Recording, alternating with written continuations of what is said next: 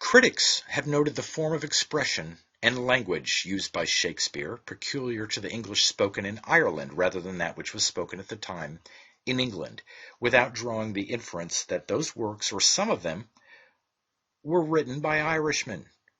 They were merely struck by the peculiarity of the words brogue used in Ireland, and were in no wise suspicious or aware of the purpose of the hierarchy. They did not connect the monks and scholiasts with the works. The works bear strong internal evidence of Irish production, and were given out later as the products of the genius of Shakespeare, with less fear of successful refutation in England. Their only fear of exposure lay in admissions made by someone from within, someone conversant with the plot and purpose of it all. This accounts, we believe, for the real cause of the death of Bacon, who was high in the Council of State, by the unscrupulous court cabal. This hierarchy had visualized Britain as a great ruling world power, and their purpose was to create a genius to correspond with England's ambition and exalted position. How well they succeeded is evident to all. Victor Hugo declared that Shakespeare was the chief glory of England, but their selection of a personage or character upon whom to father the result of their labors was a poor one.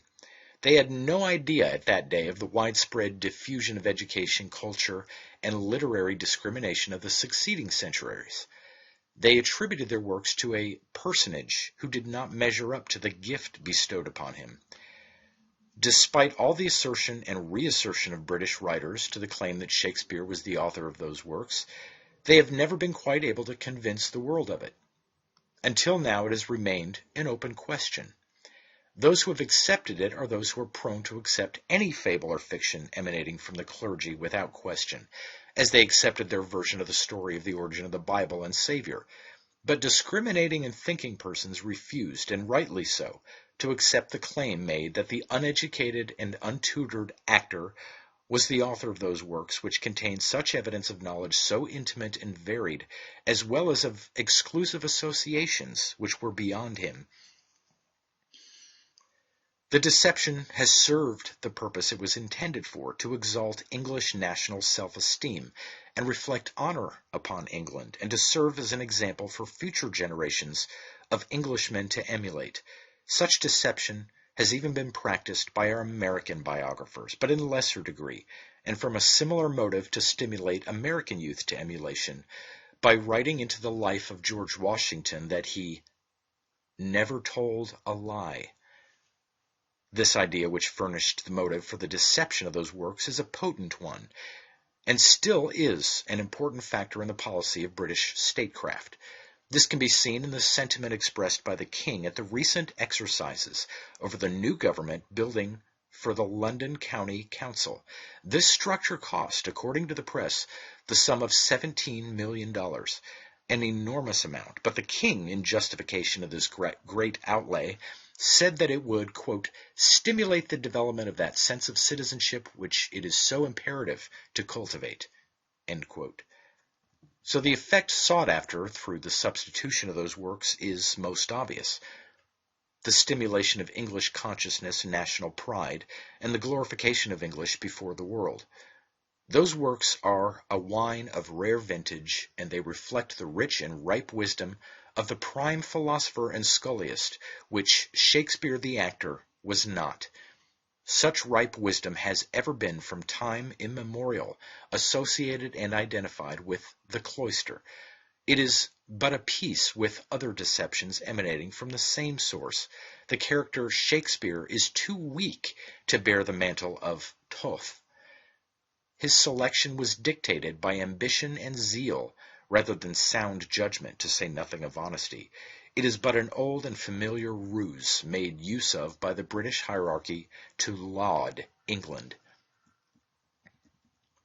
To get back to Rome, Augustus Caesar is also another fictitious character formulated to glorify Rome and commend her to the admiration of mankind for the noble characters she had produced. Augustus also represents the sun.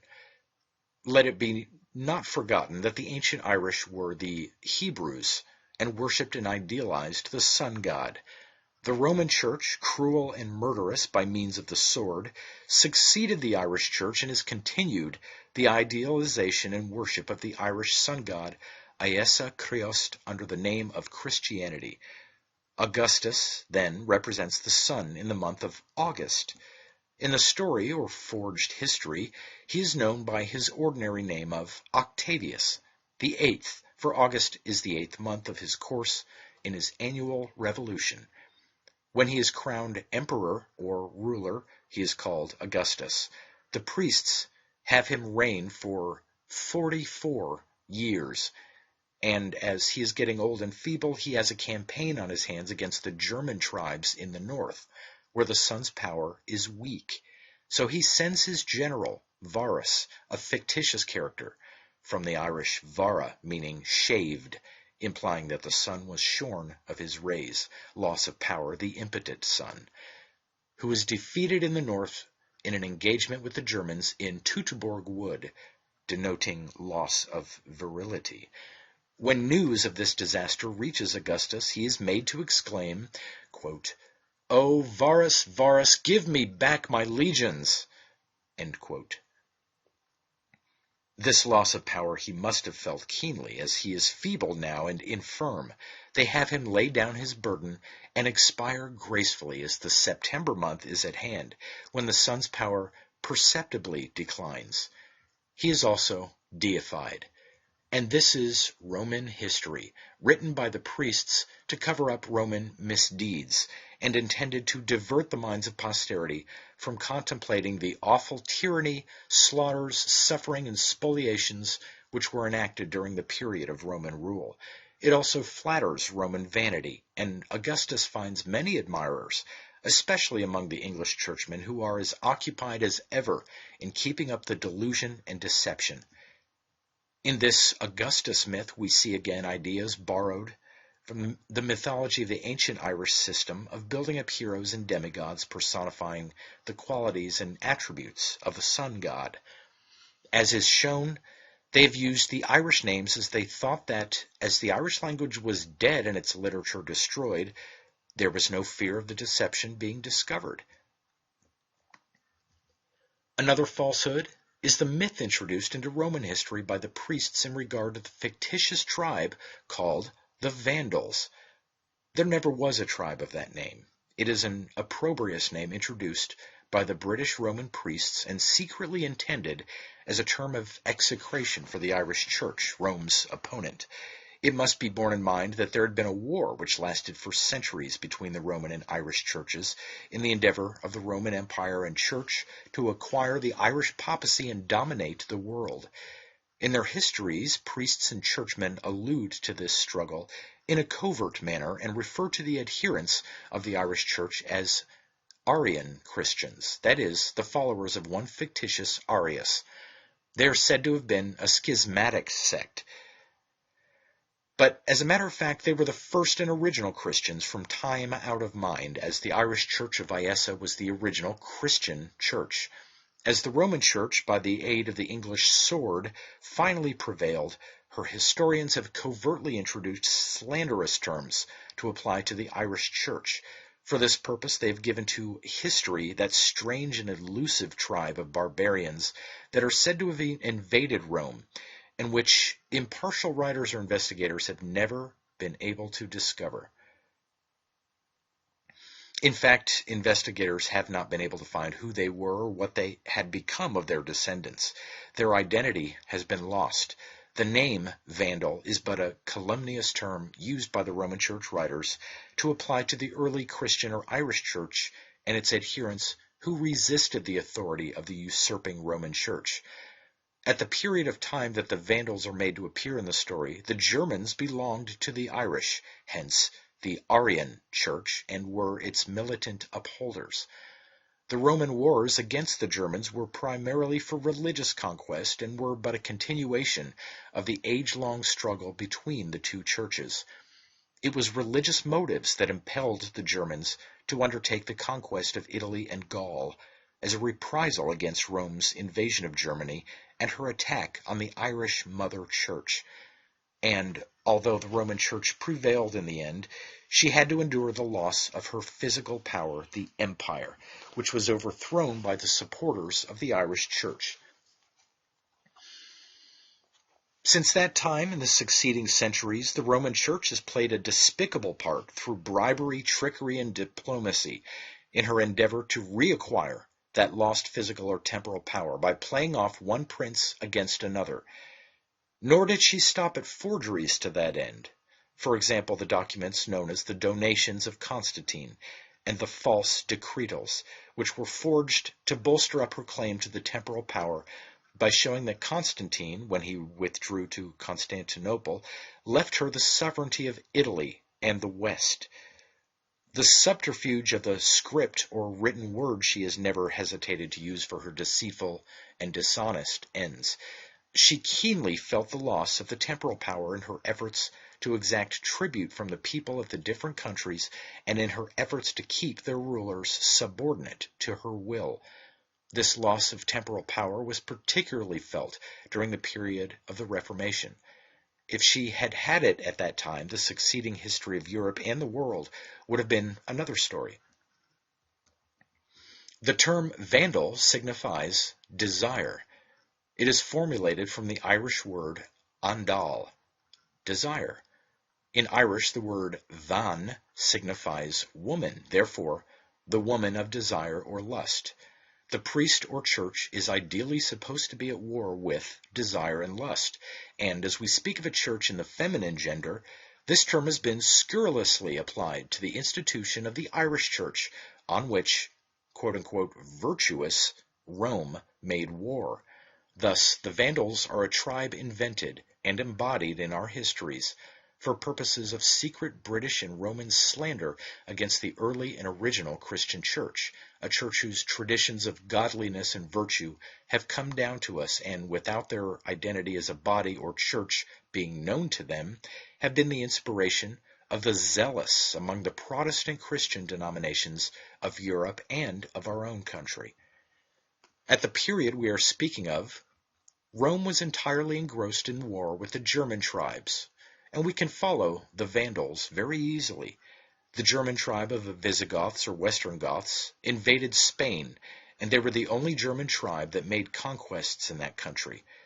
Their descendants could be traced among the light-complexioned Spaniards for generations afterwards, and the naming of a province in Spain, Andalusia, after those Germans, shows for whom the term was intended and the purpose as stated above. But for the camouflage, the church scribes have made the Vandals cross over from Spain into Africa, the mythical region of desire and lust, and establish an empire there.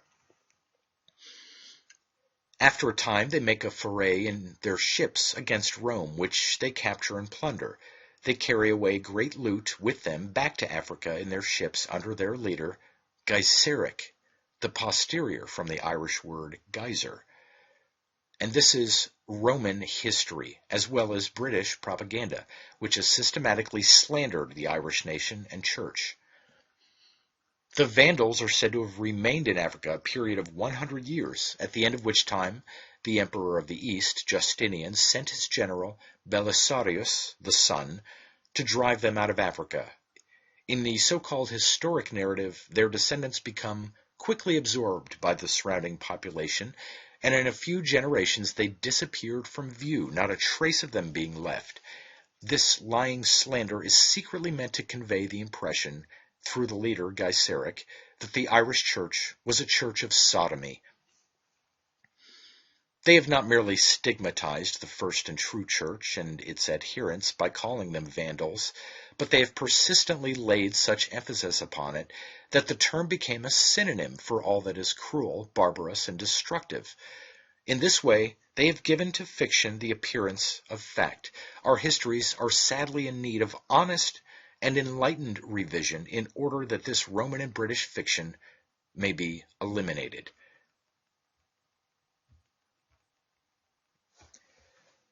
For the myth of Constantine, we are indebted to the spurious historian Eusebius.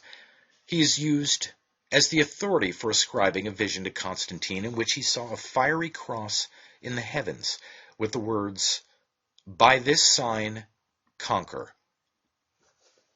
The priestly fabricators who have written all the history which has been allowed to exist and come down to us from those times have made a special miracle for Constantine out of an everyday occurrence of the sun's appearance in the heavens.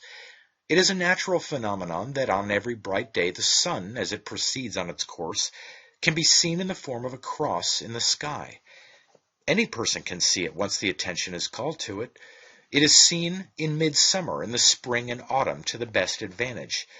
Constantine is made to see it on the 27th day of October, on which day he is said to have defeated in battle Maxentius, who ruled Rome as emperor jointly with him.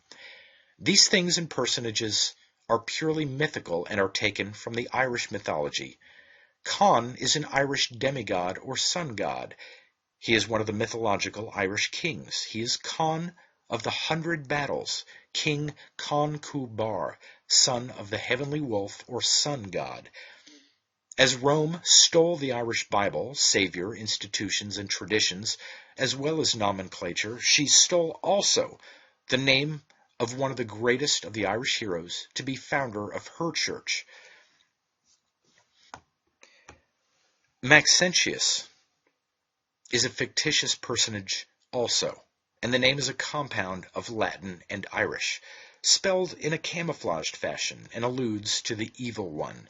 Max means great, and Antius is a name of the devil, really meaning great heat, from the aspect of the sun in midsummer when its heat is oppressive.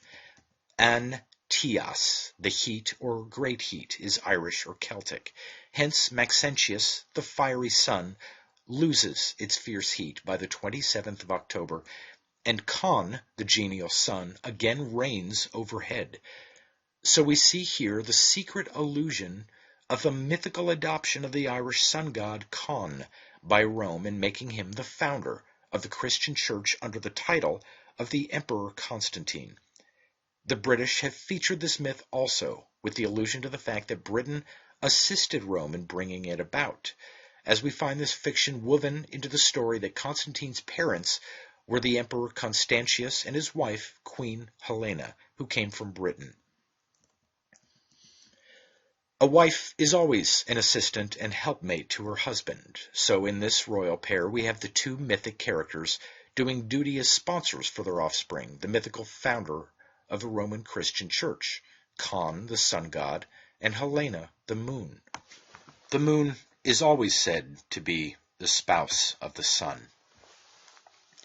That the church authorities who have appropriated this personage to whom to attribute the founding of their church acted consciously and with intent, insofar as to the character which he was meant to represent, be well understood by what Dr. Draper says regarding the honors paid Constantine. He says, quote, "His statue on top of the great porphyry pillar at Constantinople consisted of an ancient image of Apollo, whose features were replaced by those of the emperor, and its head surrounded by the nails feigned to have been used at the crucifixion of Christ, arranged so as to form a crown of glory." End quote. Apollo is the sun god. This clearly shows the false basis on which the claim of Rome rests. The name of her so-called founder, for obvious reasons, was not made use of until after the conquest of the Irish Church, when she appropriated as a part of the spoils the name of the mythical Irish demigod and hero king, the sun god Conn, and for effect changed the name of Byzantium to Constantinople. This, we believe, is the truth beyond the possibility of contradiction. This explanation makes it easy to understand why Lord Macaulay, the English historian, so strongly commended the work of another English writer, Gibbon, by saying that, quote, "All who would write on Roman history must go back to the foundation laid down by Gibbon." End quote. All of which shows how thoroughly they have endeavored to establish a belief and confidence in an authorized version of history, ingeniously composed of a good deal of myth and fiction, and caused it to be accepted as fact. The events in the life of the Emperor Constantine are written so as to make his life read like the narrative of a series of incidents which might happen to a human being in such a role as that ascribed to Constantine. And as to his vision, the cross of light in the heavens is an aspect of the sun's appearance which was well known to the priest scribes. In the morning, before the sun reaches meridian height, by half closing the eyes one can see the great shaft of light streaming forth from the luminous orb toward the earth. This forms the upright staff of the cross of light, and on either side of the globe of the sun will be seen a great arm of light which forms the horizontal beam of the cross.